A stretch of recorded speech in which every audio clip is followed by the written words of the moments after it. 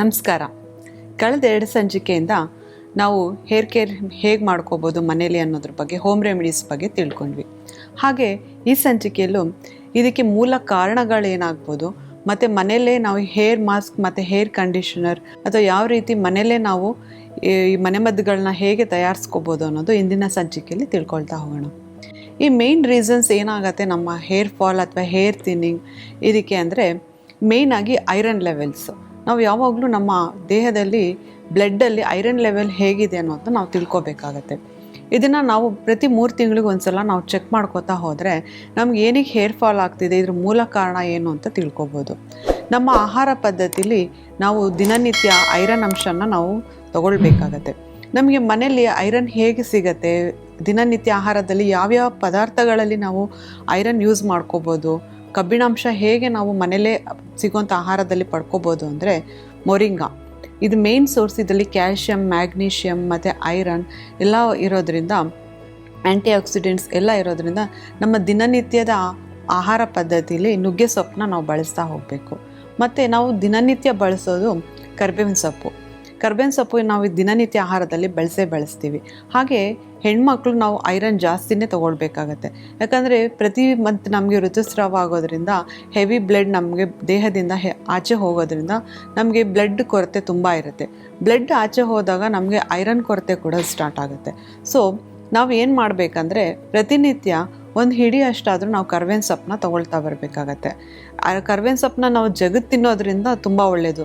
ನಮ್ಮ ಲಾವಾರಸ ಅಂದರೆ ನಮ್ಮ ಸಲೈವಾದಲ್ಲಿ ಏನಿರುತ್ತೆ ಅದು ನಮ್ಮ ಕರಿ ಲೀವ್ಸ್ ಜೊತೆ ಸೇರಿ ನಮ್ಮ ಹೊಟ್ಟೆ ಒಳಗಡೆ ಹೋದಾಗ ಫಾಲಿಕಲ್ಸ್ ಕೂಡ ಸ್ಟ್ರಾಂಗ್ ಆಗುತ್ತೆ ಮತ್ತು ಐರನ್ ಅಂಶ ಕೂಡ ಬರುತ್ತೆ. ಅದ್ರ ಜೊತೆಗೆ ನಮಗೆ ಬೇಕಾದರೆ ಒಂದು ಪಿಂಚಷ್ಟು ನಾವು ಜೀರಿಗೆ ಕೂಡ ಅದ್ರ ಜೊತೆಗೆ ಸೇವನೆ ಮಾಡೋದ್ರಿಂದ ನಮ್ಮ ಬಾಡಿಲಿ ಐರನ್ ಕಂಟೆಂಟ್ಸ್ ಚೆನ್ನಾಗಿ ಹೀರ್ಕೊಳ್ತಾ ಹೋಗುತ್ತೆ. ಸೊ ಯಾವಾಗ ಐರನ್ ಕಂಟೆಂಟ್ಸ್ ಜಾಸ್ತಿ ಆಗ್ತಾ ಹೋಗುತ್ತೆ, ನಮ್ಮ ಹೆಣ್ಮಕ್ಳಾಗಲಿ ಗಂಡಸರಲ್ಲಾಗಲಿ ನಾವು ಹೇರ್ ಥಿನ್ನಿಂಗ್ ಅಥವಾ ಹೇರ್ ಫಾಲ್ ಅಥವಾ ಬಾಲ್ಡ್ ಪ್ಯಾಚಸ್ ನಾವು ನೋಡ್ತಾ ಇದ್ದೀವಿ, ಅದು ಕ್ರಮೇಣ ಕಡಿಮೆ ಆಗ್ತಾ ಬರುತ್ತೆ.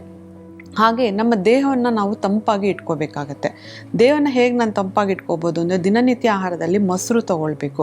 ಅಂದರೆ ರಾತ್ರಿ ತೊಗೊಳ್ಳೋದಕ್ಕಿಂತ ಮಧ್ಯಾಹ್ನ ಊಟದಲ್ಲಿ ನಾವು ಮೊಸರನ್ನು ಸೇವಿಸ್ತಾ ಬರಬೇಕು. ಹಾಗೆ ನಾವು ಬಾದಾಮ್ ಗೋಂದ್ ಅಂತ ಹೇಳ್ತೀವಿ. ಬಾದಾಮ್ ಗೋಂದ್ ನಮ್ಮ ಗ್ರಂಥಿಗೆ ಅಂಗಡಿಗಳಲ್ಲಿ ಸಿಗುತ್ತೆ.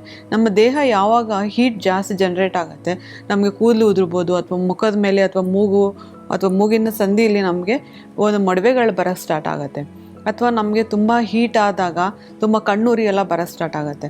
ಸೊ ಆವಾಗ ನಾವು ತಿಳ್ಕೊಬೇಕು ನನ್ನ ಬಾಡಿಲಿ ಹೀಟ್ ಜನ್ರೇಟ್ ಆಗ್ತಿದೆ ಅಂತ. ಆವಾಗ ನಾವೇ ತಂಪು ಮಾಡ್ಕೋಬೇಕಾಗತ್ತೆ. ಸೊ ಈ ಬಾದಾಮ್ ಗೋಂದು ನಮ್ಮ ಏನು ಗ್ರಂಥಿಗೆ ಅಂಗಡಿಗಳಲ್ಲಿ ಸಿಗುತ್ತೆ ಅದನ್ನು ನಾವು ತಂದು ನೀರಲ್ಲಿ ರಾತ್ರಿ ನೆನೆಸಿಟ್ಟು ಬೆಳಗ್ಗೆ ಹೊತ್ತು ನಾವು ಅದಕ್ಕೆ ಸ್ವಲ್ಪ ನಿಂಬೆಹಣ್ಣು ಹಿಂಡ್ಕೊಂಡು ಕುಡಿಬೋದು, ಅಥವಾ ನಾವು ಎಳ್ನೀರು ಜೊತೆ ಬೇಕಾದ್ರೂ ಇದನ್ನು ಕುಡಿಬೋದು.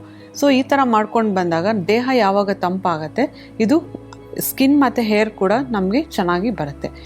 ಮತ್ತು ಇನ್ನೊಂದು ಪ್ರಾಬ್ಲಮ್ ಅಂದರೆ ಹಾರ್ಮೋನಲ್ ಇಂಬ್ಯಾಲೆನ್ಸ್. ಇವಾಗ ಸರ್ವೇ ಸಾಮಾನ್ಯವಾಗಿ ಗಂಡಸರಲ್ಲಿ ಹೆಂಗಸರಲ್ಲಿ ತುಂಬ ಹಾರ್ಮೋನಲ್ ಇಂಬ್ಯಾಲೆನ್ಸ್ ನಾವು ಕಾಣ್ತಾ ಇದ್ವಿ. ಡ್ಯೂಸ್ ಟು ಸ್ಟ್ರೆಸ್ ರಿಲೀಫ್ ಇರ್ಬೋದು, ಅಥವಾ ಬೇರೆ ಬೇರೆ ಥರ ನಮ್ಮ ಜೀವನ ಶೈಲಿಯ ಚೇಂಜಸ್ ಆಗ್ತಾ ಇರೋದ್ರಿಂದ, ಮತ್ತು ಈ ಆಹಾರ ಪದ್ಧತಿಗಳಲ್ಲಾಗಲಿ ಜಂಕ್ ಫುಡ್ಸ್ ಜಾಸ್ತಿ ತೊಗೊಳ್ತಿರೋದ್ರಿಂದ ನಮ್ಮ ಲೈಫ್ ಸ್ಟೈಲ್ ಚೇಂಜ್ ಆಗ್ತಾಯಿದೆ. ಲೈಫ್ ಸ್ಟೈಲ್ ಹೇಗೆ ಚೇಂಜ್ ಆಗ್ತಿದೆ, ಯಾವಾಗಲೂ ಸೆಡಿಟರಿ ನಮ್ಮ ಲೈಫ್ ಸ್ಟೈಲ್.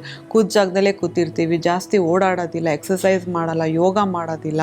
ಸೊ ಇವಾಗ ಈ ಪದ್ಧತಿಗಳಲ್ಲಿ ಯಾವಾಗ ಚೇಂಜ್ ಆಗ್ತಾ ಬರುತ್ತೆ, ನಮ್ಮ ದೇಹದಲ್ಲಿ ಕೂಡ ಈ ಬದಲಾವಣೆಗಳು ಕಾಣ್ತಾ ಹೋಗುತ್ತೆ.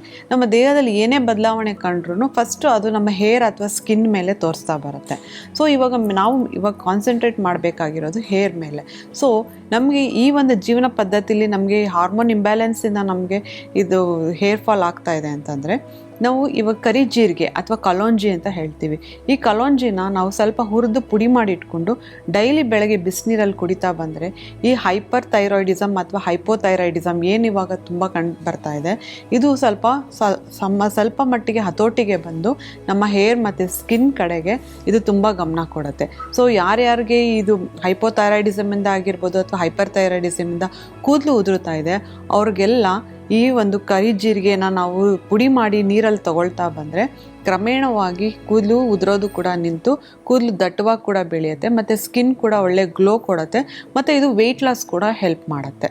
ಇದಿಷ್ಟನ್ನು ಹೇಳಿ ಇಂದಿನ ಎಪಿಸೋಡ್ನ ನಾನು ಮುಗಿಸ್ತಾ ಇದ್ದೀನಿ. ನಮಸ್ಕಾರ.